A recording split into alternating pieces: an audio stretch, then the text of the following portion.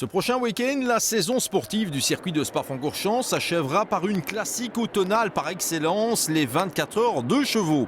Assurément le double tour d'horloge le plus sympa de l'année, dont le succès ne se dément pas, puisque cette année encore, le 2 chevaux Racing Team organisateur pourra compter sur un plateau oscillant entre 60 et 70 bolides.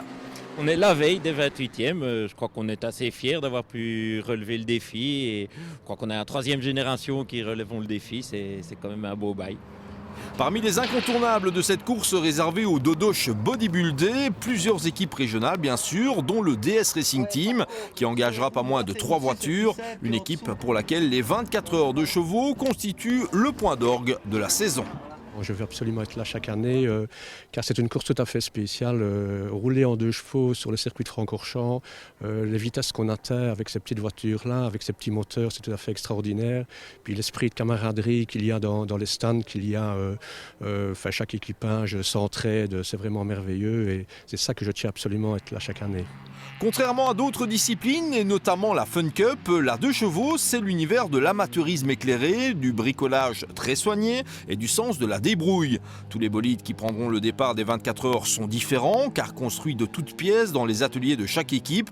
De quoi mettre en exergue l'esprit de camaraderie et assurer à l'événement un caractère convivial qui lui va comme un gant. Les 24 heures de chevaux, pour une raison simple, c'est que c'est la seule course, je pense, qui est encore existante à l'heure actuelle, qui donne à la fois la vraie compétitivité et en même temps l'esprit d'amitié, de camaraderie. Voilà, je pense que ça c'est vraiment très important avec des budgets raisonnables aussi. Au risque d'en étonner plus d'un, les 2 chevaux de pointe, rangés dans une catégorie baptisée hybride, sont propulsés par des mécaniques BMW. Explication.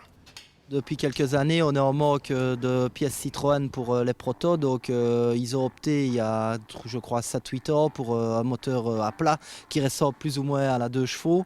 Mais je vais dire c'est un moteur qui soi-disant doit être un peu plus fiable, mais on voit qu'au fil des années, il casse aussi bien que le proto.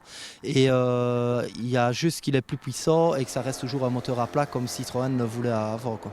Pouvant atteindre 180 km/h en vitesse de pointe, les meilleurs 2 chevaux ne manquent pas de surprendre. Mais qu'on ne s'y trompe pas, aller vite avec ce genre de petits bolides reste une gageure. Évidemment, tout dépend des conditions climatiques. En 2 chevaux, en effet de l'année, il risque de pleuvoir, buer, les phares des autres, c'est pas toujours facile de gérer. Et en plus, on n'est pas comme une voiture où il faut bien décomposer, ne pas attaquer l'arrêt.